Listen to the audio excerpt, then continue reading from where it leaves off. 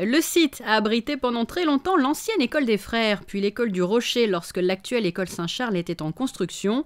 Aujourd'hui, le numéro 2 de la place de la Visitation à Monaco-Ville accueille le nouveau Conseil national, un conseil où l'architecture classique dialogue avec une architecture contemporaine.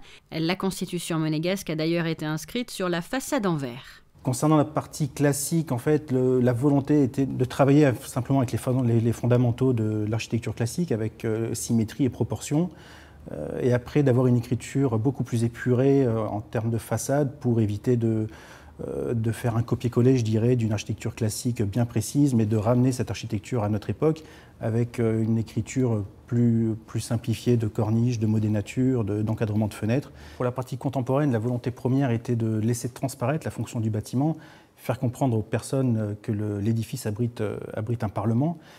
Et donc la volonté était d'avoir une réelle transparence, d'avoir une composition qui s'articule autour de l'hémicycle, qui a donné naissance finalement au cône, une forme atypique et une forme forte. 2 ans et demi de travaux ont été nécessaires pour réaliser la construction de ce nouveau siège du Conseil national, et le bâtiment est tout naturellement beaucoup plus fonctionnel que l'ancien.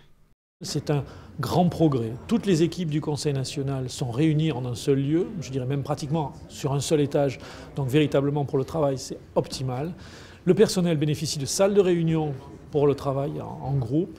Les élus bénéficient dorénavant, dès l'inauguration, de salles, de bureaux pour recevoir leurs audiences, stocker leurs données et matériel en rapport avec leur activité de conseiller national. Nous avons 2 belles salles de réunion pour faire soit des séances publiques, soit des séances privées.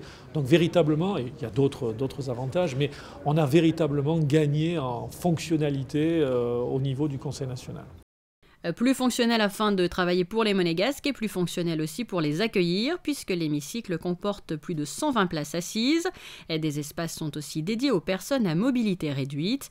Et des espaces que vous pourrez découvrir lors de l'inauguration officielle diffusée en direct sur Monaco Info le 12 à 17h et lors des journées portes ouvertes les 14, 15 et 16 septembre.